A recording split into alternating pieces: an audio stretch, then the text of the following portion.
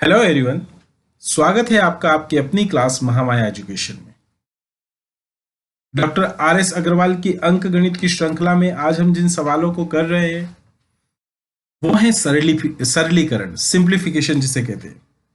देखिए, सिंप्लीफिकेशन एक ऐसा चैप्टर है जो कोई भी कंपटीशन एग्जाम हो उसमें एटलीस्ट एक या दो क्वेश्चन तो अवश्य आते ही है। हम सिंप्लीफिकेशन के सारे क्वेश्चंस को करेंगे, लेकिन देखिए क्या है कि आज हम जहां से शुरुआत कर रहे हैं वो चैप्टर 4 का 4A है। मैं आपको सारे क्वेश्चंस करवाऊंगा, लेकिन हम शुरुआत कहीं लास्ट से कर रहे हैं क्योंकि शुरुआत के क्वेश्चंस जो हैं वो आपको आते भी हैं, और अगर आप थोड़ा सा कर भी लेंगे मल्टीप्लिकेशन, एडिशन, सब्ट्रैक्शन तो चल जाएगा। मैं आपको लास्ट के क्वेश्चन से करवाता हूँ। हम थोड़ा सा उल्टा चलेंगे। जैसे लास्ट वाला क्वेश्चन नंबर है 155 कि किसी संख्या में से क्या निकालना है, किसी संख्या में से 600 के 75% का। देखिए, आपको सिंप्लीफिकेशन के ऐसे सवाल आने चाहिए जब आपसे किसी संख्या बोले, जब आपसे क्या बोले, किसी संख्या बोले तो वहां पर आप x लिख लीजिएगा। इसके किसी संख्या में से 600 का 75% का 2/3, इसका भी 2/3 घटाने पर 320 प्राप्त होता है। मतलब अगर मैं इस संख्या में से 600 का 75% का 2/3 घटा दूं तो यह संख्या प्राप्त होती है। तो देखिए, 2 शून्य से 2 शून्य घट गई, 3 से काटा तो 3 दूनी 6, 75 दूना 150 और 150 दूना 300, x माइनस 300 बराबर 320। ये संख्या इधर आई तो x बराबर 320 प्लस 300 बराबर 620। तो वो संख्या कौन सी हुई हमारी? 620। आंसर नंबर 2 जो बी वाला है वो सही है। एक बार और समझाओ।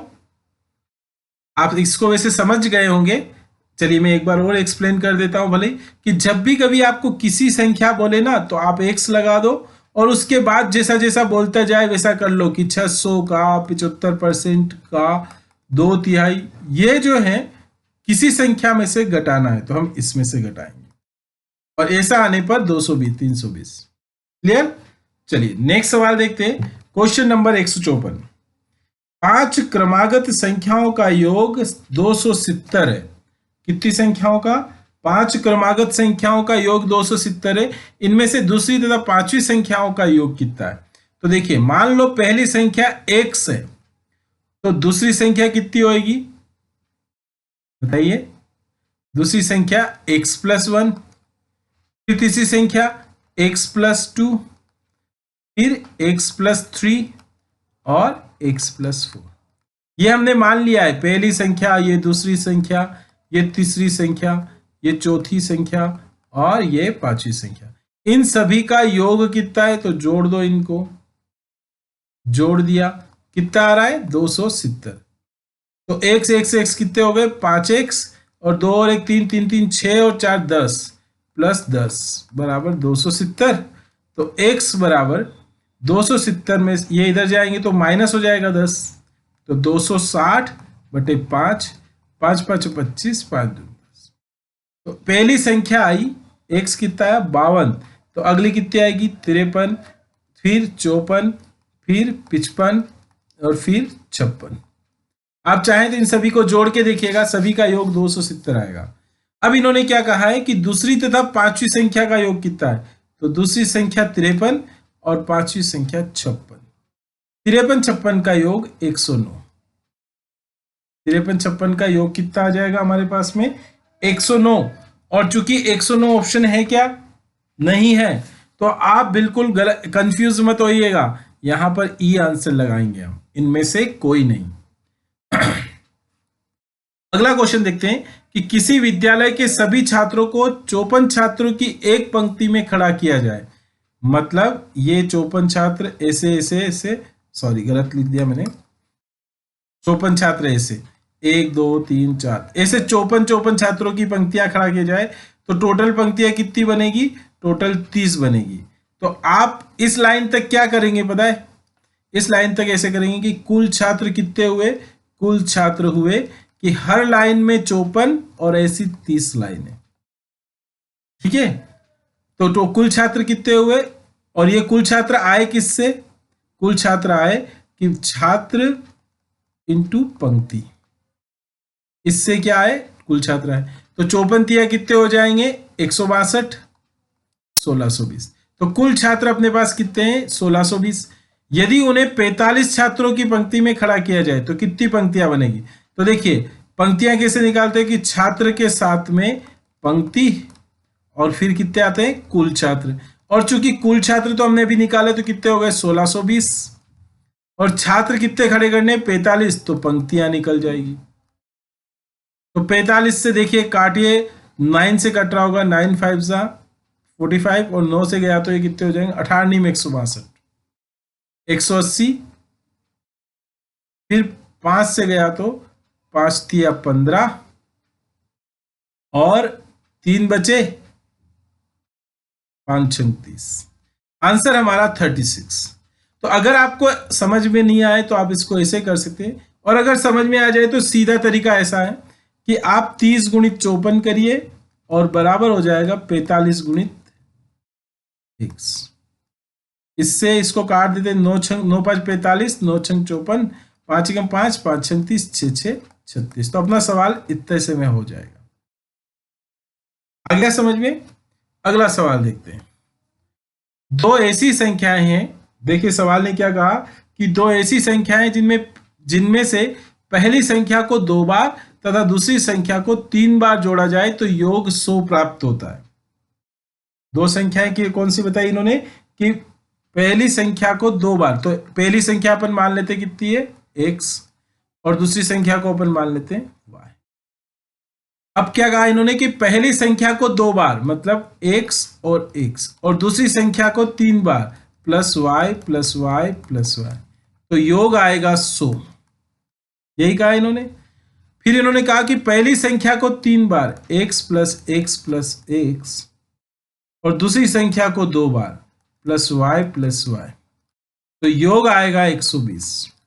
ये दो समीकरण हो गई, इसको हम सॉल्व करते तो 2x प्लस 3y बराबर 100, और 3x प्लस 2y बराबर 120। आ गया समझ में। अब देखिए आपको ये वाला काम करना है कि ये जो दो समीकरणें बनी है इनको हम विलोपन विधि से सॉल्व करते हैं। तो मैं आपको विलोपन विधि बताता हूं कि कैसे होती है विलोपन विधि।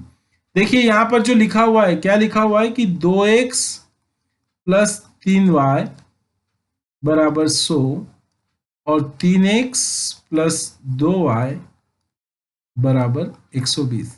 तो इसमें क्या करते हैं कि किसी भी एक को गायब कर देते हैं। जैसे मान लीजिए मैं x का विलोपन करना चाहता हूं, तो इस y के साथ जो 3 लिखा हुआ है उसका गुणा नीचे और 2 का गुणा ऊपर, या फिर आप y को गायब करना चाहते हैं, किसको गायब करना चाहते हैं, y को गायब करना चाहते हैं, तो 2 का गुणा ऊपर और 3 का गुणा नीचे कर देंगे, तो उससे क्या हो जाएगा, ये दोनों समान हो जाएंगे।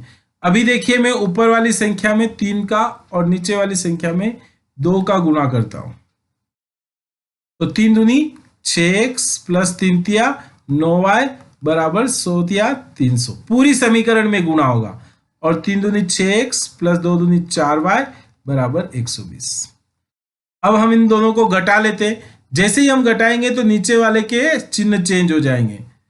120 दूना 240 लिखना पड़ेगा क्योंकि पूरी समीकरण में गुणा होगा ना, इसलिए। तो 6x से 6x तो कट गया, 9 में से 4y गए तो 5y, और 300 में से 240 गए तो 60, 5 से गया तो 12, 5 से गया तो कितना है 12।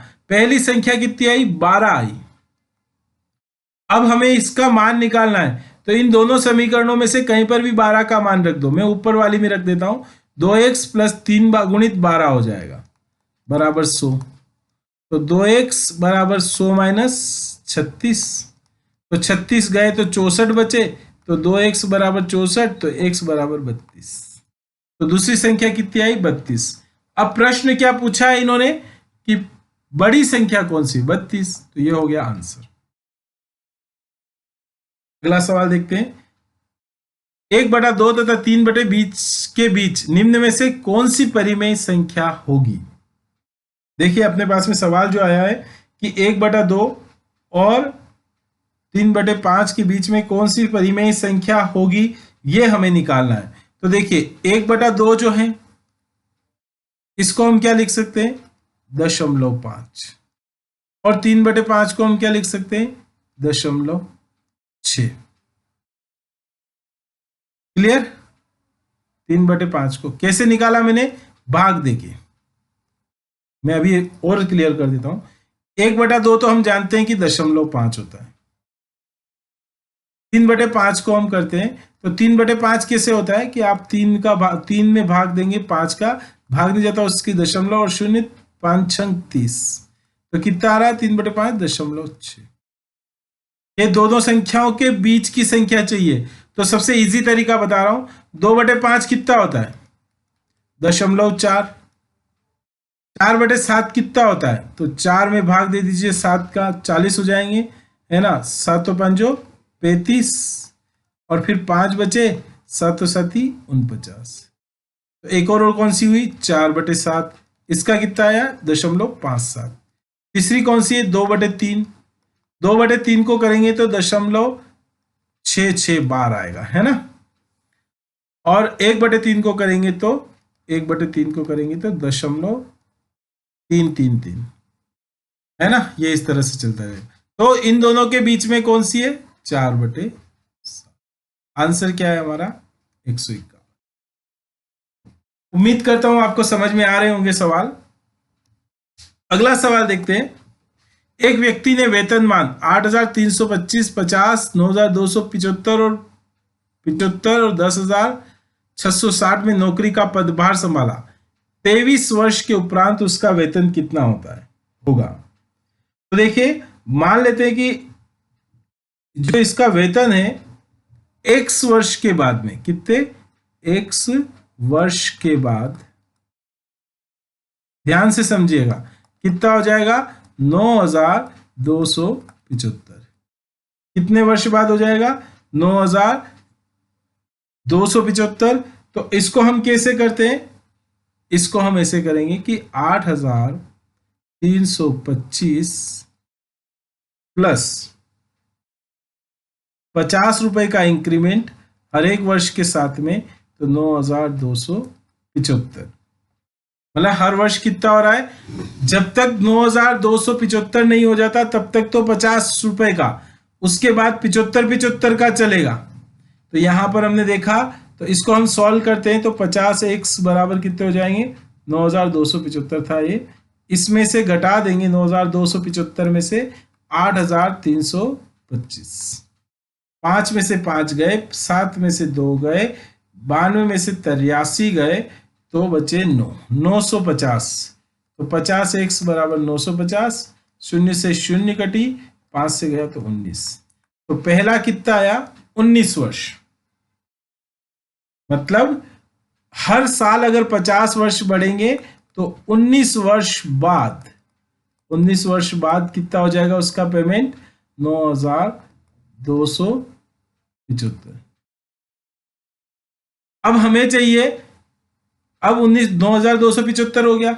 अब क्या चाहिए, हर साल 75 रुपए का पेमेंट होता है, कितने रुपए का, 75 रुपए का। अब बढ़ेगा उसका हर साल, तो हर साल 75 रुपए का बढ़ेगा, तो उसका 23 वर्ष चाहिए। तो 19 के बाद 20, 21, 22 और 23, 4 साल तक उसका 75 रुपए बढ़ेगा। तो 75 दूना 150, 75 और 75 4, 300 रुपए। तो इसमें कितने रुपए बढ़ जाएंगे, 300। तो 23 वर्ष के उपरांत उसका पेमेंट 9,575 रुपए। आ गया समझ में। ये जो चीज दे रखी है, इन्होंने बताया कि हर साल जब तक 9,275 नहीं हो जाते 50-50 बढ़ेगा, उसके बाद 75 रुपए। ओके, आगे बढ़ते हैं। 24 बेड्स, देखिए बहुत अच्छा सवाल है। 24 बेड्स और 32 हॉकी स्टिक का मूल्य 8,400 रुपए, ऐसे ही लिखना है आपको। तो इनको चाहिए 3 बेड, यहां पे 24 बेड था, सॉरी, 3 बेड और 4 हॉकी स्टिक का मूल्य कितना होगा। तो देखिए ऐसे सवालों को कैसे करते हैं। तो जो 24 बेड दे रखा है, इसमें आपको ध्यान रखना है क्या किसी कॉमन संख्या से हम इसको भाग दे सकते हैं? ऐसे सवाल जब भी आते हैं तो ऐसे कॉमन संख्या से भाग देने वाले आते हैं। 8 तिया 24, 3 बेट हो जाएंगे। 8 चौक 32, 4 होकी हो जाएंगे। 8 एकम 8, भाग नहीं जाता उसकी शून्य, 8 पंजो 40, 1050। मतलब 3 बेट और 4 हॉकी स्टिक का मूल्य 1050। Question number C. क्लियर? चलिए अगला क्वेश्चन करते हैं। 4 कैमरों तथा 6 सेलफोन का मूल्य 51,365 है। 4 कैमरे और 6 सेलफोन का मूल्य 51,365। अब देखिए क्या होता है कि इसमें क्या करें कि 12 कैमरे और 18 सेलफोन। तो 4 में अगर 3 का गुणा कर दूं तो 12 आ जाएंगे, 6 में 3 का गुणा कर दूं तो 18 आ जाएंगे। तो 51,365 में इसका गुणा कर दूं 3 का, तो उसका आंसर आ जाएगा। तो कितने हो जाएंगे यहाँ पर? 51,365 में 5 तिया 15, 6 तिया 18 और 1 19, 3 तिया 9 और 1 10, 3 एकम 3 और 1 4 और 3 पंजो 15, 1,54,095। ये रहा क्वेश्चन नंबर सी। आ गया समझ में? अगला सवाल, ये बहुत इंटरेस्टिंग सवाल है, ध्यान से समझिएगा इसको। कि एक वन में कुछ तोते हैं तथा कुछ बाघ हैं। यदि इनकी कुल टांगे कुल 1746 टांगे हैं और 858 सिर हो तो तोतों की संख्या बताइए। तो तोते के कितने पैर होते? 5, 4। और बाघ के? कुछ समझ में आया यहाँ पे क्या कहा इन्होंने? इन्होंने कहा कि मान लो कि एक्स क्या है? तोते हैं। तोतों को कितना माना गया? तोता एक्स है और बाघ है वाई। तोते के सिर कितने होते? तोते के सिर एक। और बाघ के सिर कितने होते हैं? एक। तोते के पैर कितने होते हैं? 2। और बाघ के 4।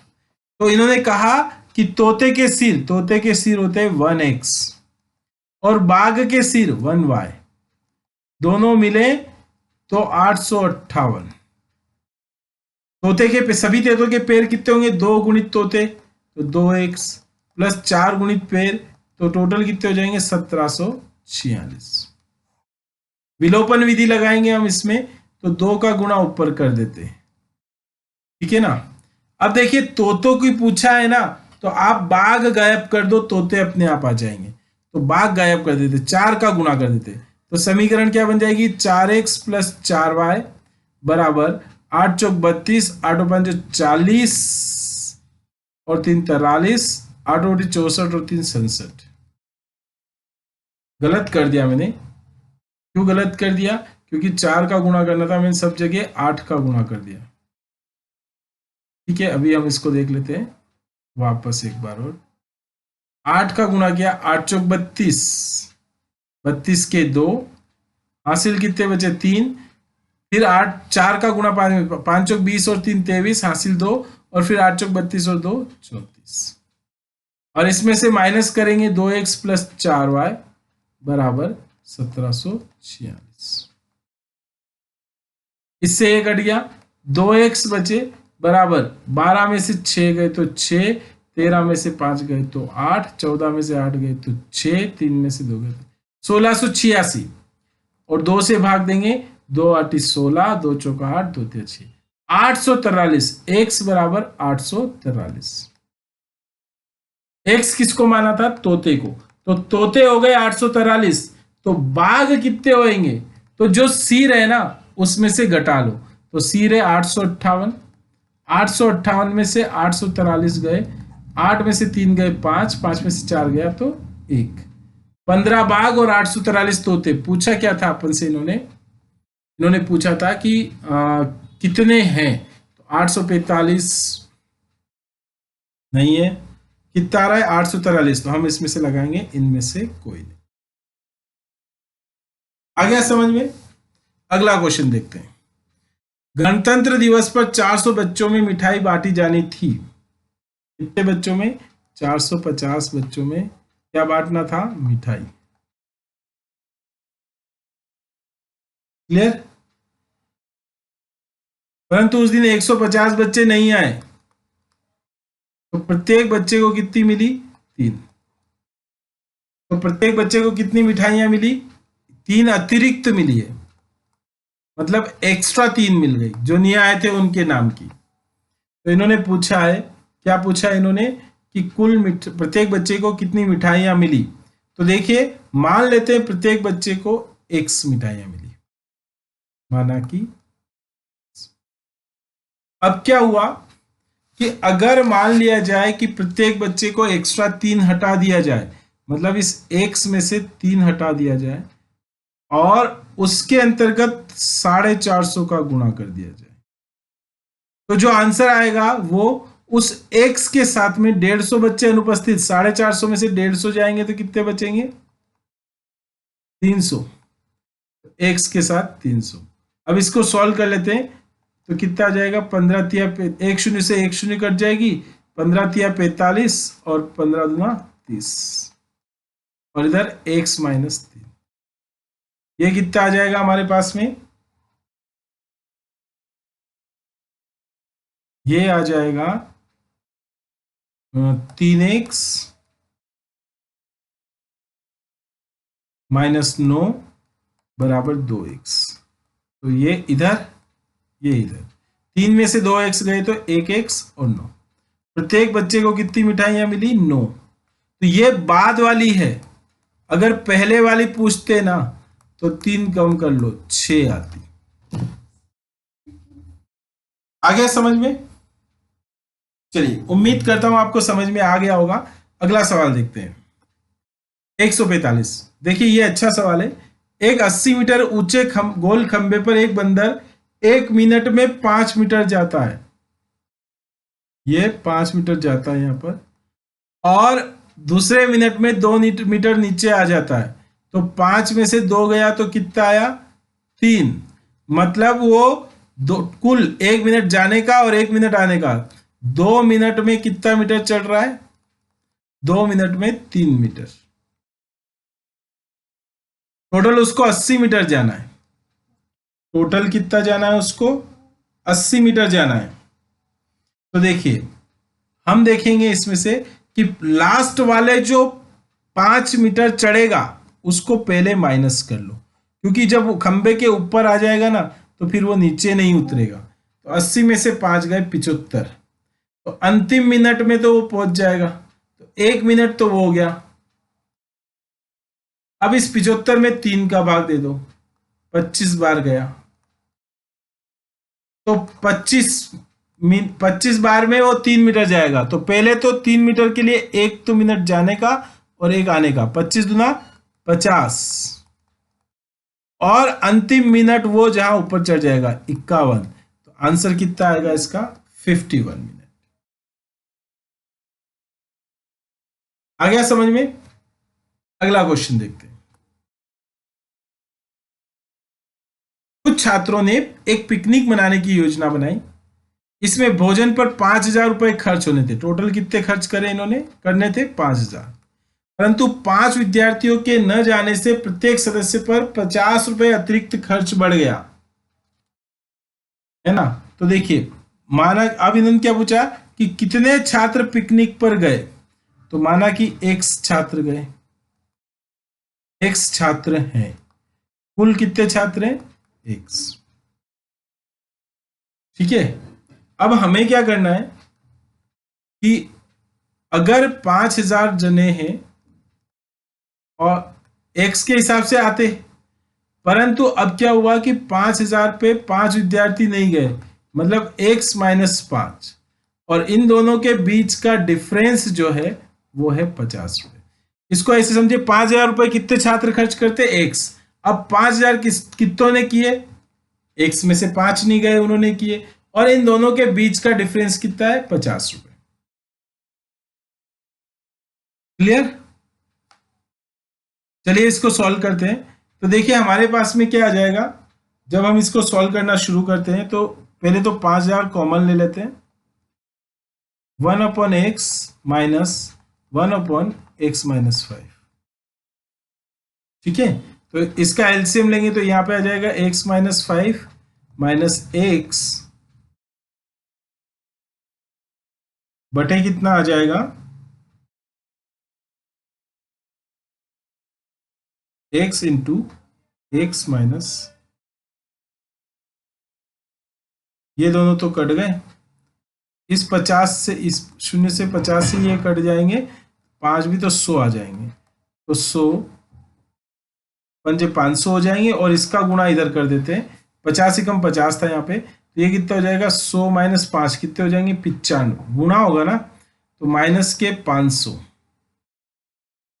बराबर एक्स स्क्वायर माइनस 5x, तो कितना हो जाएगा, एक्स स्क्वायर माइनस 5x बराबर प्लस 500। हमें दो संख्याएं ऐसी चाहिए जिनका अंतर तो कितना आ जाए, अंतर या योग तो 5 आ जाए और गुणा आ जाए 500, तो 20 और 25, तो x square minus 25x plus 20x plus 500, ठीक है। तो यहां पर कितना हो जाएगा, 25 दूना 500 हो जाएंगे। अब देखिए क्या होता है कि यहां पर हमारे पास में एक टुकड़ा x का बना, x कॉमन लिया तो x माइनस 25, और दूसरा लिया x प्लस x माइनस, यहां से 25 हो गया, फिर यहां से 20 कॉमन ले लेंगे, प्लस 20 कॉमन लिया तो अंदर बचा x प्लस 25। अब देखिए हमारे पास में एक x माइनस 20 आया और एक x माइनस 25, एक x प्लस 20 और x माइनस 25, तो ये तो सॉल्व होगा नहीं, तो हुआ क्या, x बराबर 25, मतलब कुल कितने छात्र थे, 25 थे, परंतु 5 नहीं गए, तो 20 ही गए, तो कुल कितने गए, 20। तो आंसर हमारा क्या आएगा, 20 छात्र पिकनिक पर गए। एक बार और समझाऊं, या आ गया समझ में, वैसे आ गया होगा, हमें इस तरह से इक्वेशन सॉल्व करना आना चाहिए, इक्वेशन सॉल्व हो जाती तो सवाल सही हो जाता है। चलिए नेक्स्ट क्वेश्चन देखते हैं। एक व्यक्ति के पास 5 रुपए, 10 रुपए और 20 रुपए के कुल धनराशि 1575 रुपए। एक व्यक्ति, उसके पास कितने हैं, 5 रुपए हैं, 10 रुपए हैं, 20 रुपए हैं, है ना, और उसके पास कुल धनराशि कितनी है, 1575। प्रत्येक प्रकार के नोटों की संख्या समान है, ये पॉइंट नोट करने वाला है। तो मान लेते हैं प्रत्येक नोट एक से, तो कितना हो जाएगा, 5x, 10x और 20x, और इन सभी का योग 1575, 10 और 20 30 और 5 35x बराबर 1575, 35 दिया और 35 पंजे 155, गलत हो जाएगा फिर तो, 5 से काट लेते, 5 7 35 और 5 दिया 15, और फिर भाग एक बार गया, 5 एकम 5, फिर 2 बचे, 5 5 25, 315, 7 चौक 28, 7 पंज 35, जा रहा है 7 चौक 28, 3 बचे, 7 पंज 35। अब यहां पर कितना हो जाएगा, x बराबर 45, मतलब प्रत्येक प्रकार के नोट कितने हैं उसके पास, 45, परंतु उसको चाहिए कुल कितने नोट है, तो 45 में 4 का गुणा कर दिए, 3 का, क्योंकि 3 प्रकार के नोट है, तो 45 या 135, उसके पास 135। क्लियर। चलिए अगला क्वेश्चन देखते हैं। एक विद्यार्थी को 2 की घात 5 इंटू 9 की घात 2 लिखने को कहा, परंतु उसने 2 5 9 2 लिख दिया, दोनों में संख्यात्मक अंतर कितना है। उससे क्या कहा गया था, 2 की घात 5 और 9 की घात 2, 2 की घात 5 इंटू 9 की घात 2, तो 2 की घात 5 कितना होता है, 32, और 9 की घात 2 कितना होता है, 81। 32 और 81 का गुणा कर लेते हैं अपन, मैंने आपको तरीका बताया था, 32 81 ऐसी संख्या आती है उनका गुणा, 2 एकम 2, 3 एकम 3, 8 दूनी 16, 19, 8 या 24 और 1 25, 2592। क्या इन दोनों में कोई अंतर है, नहीं है, मतलब कितना अंतर है, 0। आ गया समझ में। अगला सवाल देखते हैं।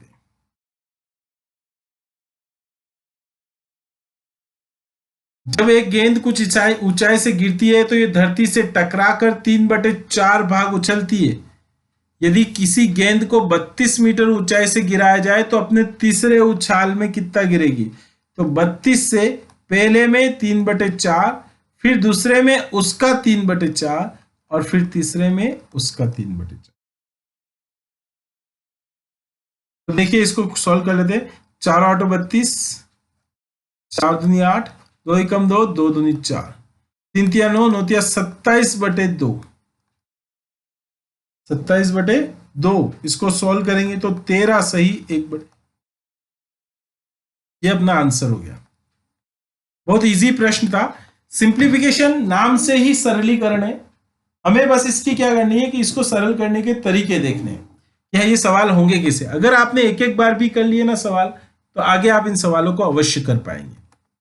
अगला सवाल है, एक विद्यालय में खेल दिवस पर प्रत्येक कतार में 30 छात्रों को खड़ा करने पर 16 कतारें बनी है। मैंने आपको सवाल बताया था ये वाला, याद आ गया? दूसरा तीसरा सवाल ही था जब अपने क्लास स्टार्ट करी अभी। तो 30 छात्र खड़ा करने पर 16 कतारें बनी है। यदि 24 छात्र खड़ा करेंगे तो कितनी कतारें बनेगी, निकालना है। तो देखिए 8 या 24, 8 दूनी 16, 3 से गया तो 10, 10 दूना 20 कतारें। याद आ गया आपको सवाल? उम्मीद करता हूं याद आ गया होगा। अगला सवाल देखते हैं। एक बाग में पेड़ों की 10 पंक्तियां और 12 कतारें हैं। 10 पंक्तियां हैं और 12 कतारें हैं। दो पेड़ों के बीच 2 मीटर का फासला है। जैसे यहां से ये एक पेड़, ये 2 पेड़। बाहर चारों की ओर 1 मीटर का फासला छोड़ा गया है। बाग की लंबाई कितनी है? ये बहुत बढ़िया सवाल है। 10 पंक्तियां, तो देखो पहले तो 12 पौधे हो रहे हैं। 1 2 3 4 5 6 7 8 9 10 11 12, और ऐसी कितनी लाइनें बन रही है? 10। अब इस तरफ कितना छोड़ा गया है? 1 मीटर। इस तरफ भी 1 मीटर, इसके इस तरफ भी 1 मीटर और इस तरफ भी 1 मीटर। सेम कंडीशन यहां पे भी बनेगी। इधर एक छूटेगा, इधर एक, और यहां पर। और सेम कंडीशन यहां पे भी बनेगी, इधर एक और इधर एक छूटेगा। परंतु देखिए इसने क्या कहा है कि 12 कतारें, 2 पेड़ों के बीच 2 मीटर का फासला है। तो टोटल कितने फासले बन रहे हैं? 1 2, फासले गिन रहा हूं मैं, 3 4 5 6 7 8 9 10 और 11। याद कर रखिएगा, जितनी चीजें बताई जाती है उनसे एक कम फासला आता है। तो 12 में से एक गया तो 11 फासले हैं, और 11 2 मीटर के फासले, 11 दूना 22। 1 मीटर इधर छोड़ा गया 23, और 1 मीटर इधर छोड़ा गया 24। तो टोटल आंसर कितना है अपना? 24। आप ध्यान रखिएगा टोटल क्या हुआ? 24 मीटर हुआ। अब आप बोलेंगे कि कैसे पता कि ये लाइन ही है, मतलब लंबाई ही है, चौड़ाई क्यों नहीं है? तो इधर 10 पौधे हैं, 10 कतारें हैं, और 10 कतारें हैं तो गैप कितना बनेगा? 9। तो 9 गुणित 2 18, और 1 तो टोटल होगा 20। लेकिन 20 और 24 में से जो ज्यादा लंबा होता है उसे लंबाई कहा जाता है। आ गया याद? चलिए अगला क्वेश्चन देखते हैं। 225 मीटर लंबी 225 मीटर लंबी 225 मीटर लंबी रोड के एक और बराबर दूरी पर 26 पेड़ लगाए गए। इस दूरी के आरंभ में तथा अंत में भी पेड़ लगाए गए। अब देखिए यहां पर भी लगाया गया है और यहां पर भी लगाया गया है। देखिए 225 मीटर लंबी 225 मीटर लंबी रोड के, ये 225 मीटर लंबी क्या हो गई? रोड हो गई। और इसके दोनों तरफ पेड़ लगाए, 26 पेड़। अब इन्होंने क्या कहा कि इनके बीच की दूरी क्या है? बराबर ही है, बराबर बराबर दूरी है। इन्होंने कहा कि शुरुआत में भी पेड़ लगाया है, अंत में भी, कोई गैप ही नहीं छोड़ा इन्होंने। तो जो दूरी आ रही है वो कितनी आएगी? 25 में से एक कम। अभी अभी मैंने सिखाया था 26 में से एक कम मतलब 25। 25 का भाग इसमें दे दिए, 25 निम 225। तो उनके बीच की दूरी कितनी आ रही है? 9 मीटर। है ना इसी सवाल? चलिए अगला क्वेश्चन देखते हैं। एक कक्षा के छात्रों को पंक्तियों में खड़ा किया जाए, यदि प्रत्येक पंक्ति में, देखिए मान लो पंक्तियां कितनी है, बहुत इजी सवाल है, पंक्तियां कितनी है x, प्रत्येक पंक्ति में छात्र कितने हैं, प्रत्येक पंक्ति में छात्र हुए y, तो कुल छात्र कितने हो जाएंगे x इंटू वाई, हम जानते हैं इसको। अब इन्होंने क्या कहा कि प्रत्येक पंक्ति में एक छात्र अधिक खड़ा किया जाए, मतलब y के साथ एक ज्यादा जोड़ दिया जाए और x के साथ 2 कम कर दिए जाए, तो ये हमारे कुल छात्र आ जाएंगे। इसको सॉल्व कर लेते हैं, है ना। तो ये कितना हो जाएगा, इस x का गुणा y में xy, फिर x का गुणा 1 में भी x, फिर y का गुणा 2 में -2y, और फिर -2 का गुणा 2 में, तो -2 बराबर कितना आया xy। xy से xy कट गया, हमारे पास बचा x - 2y बराबर 2। ये तो हुआ पहली लाइन से सॉल्यूशन। अब हम कर लेते हैं दूसरी लाइन से। इन्होंने क्या कहा कि यदि प्रत्येक पंक्ति में एक छात्र कम हो, मतलब y में से एक कम हो, तो x में 3 बढ़ जाएंगे और वही रिजल्ट xy। ये कितना आ जाएगा, xy minus x plus 3y minus 3 बराबर xy। xy से xy कट गया, आंसर आया -x प्लस 3y बराबर 3। ये 2 समीकरण हैं, इनको हमें सॉल्व करना है। तो दोस्तों समीकरणों को सॉल्व कैसे करते हैं, देखिए x माइनस 2y बराबर 2 और -x प्लस 3y बराबर 3। दोनों समीकरणों को जोड़ देंगे तो ये इससे कट जाएगा, 3 में से 2 गए तो 1y बराबर 3 और 2 5। तो हमारे पास छात्रों की संख्या कितनी आ गई, प्रत्येक पंक्ति में छात्र कितने आ गए 5। अब ये मान हम कहीं पर भी रख लेते हैं, इस पहली वाली में x माइनस 2 गुणित 5 बराबर 2, तो x बराबर कितना है 5 दूनी 10 और 2 12 हो जाएंगे। तो कुल पंक्तियां कितनी आई 12, टोटल कितने हो जाएंगे 12 गुणित 5 बराबर 5 60। तो कुल छात्र कितने हो रहे 60। आ गया समझ में। चलिए नेक्स्ट क्वेश्चन देखते हैं। कुछ मिठाइयां 175 बच्चों में बराबर वितरित की जानी थी, मतलब मान लेते हैं कि कुल मिठाइयां कितनी है, कुल मिठाइयां x है, ये x मिठाइयां 175 बच्चों में वितरित की जानी थी, 35 अनुपस्थित रहे, मतलब 175 में से 35 तो टोटल कितने में करी 140 में, मतलब ये मिठाइयां 140 में वितरित करी। तो प्रत्येक बच्चे को 4 मिठाई अधिक मिली, मतलब इन दोनों का बीच का अंतर कितना है 4। ठीक है, तो ये हो गया 175x माइनस 140x, मैंने एलसीएम ले लिया है ना, बटे 140 गुणित 175, ऐसे डायरेक्ट ले सकते हैं हम, बराबर 4। इसको सॉल्व करते हैं तो हमारे पास में आता है 35x बटे 140 गुणित 175 बराबर 4। 35 से कटा, 35 चौक 140 और x बराबर हो जाएगा, इसका गुणा सब इस तरफ 4 गुणित 175 गुणित 4, है ना। तो इसको सॉल्व करते हैं, 4 चौक 16 हो जाएगा, 16 5 80, हासिल बचे 8, 16 7 112 और 8 120, हासिल बचे 12, 16 कम 16 और 12 28। कुल कितनी मिठाइयां हैं 2800। देखिए कौन सा ऑप्शन है 2800 है, नहीं है, तो ई वाला ऑप्शन लगा दे, राइट। अगला क्वेश्चन देखते हैं। ए और बी में से प्रत्येक के पास कुछ रुपए हैं, बहुत ही अच्छा सवाल है। ए के पास में भी कुछ रुपए हैं, बी के पास में भी कुछ रुपए हैं। यदि ए बी को 50 रुपए दे देता है, मतलब क्या होता है, ए किसको देता है बी को 50 रुपए देता है, मान लेते हैं ए के पास x रुपए है और बी के पास y रुपए।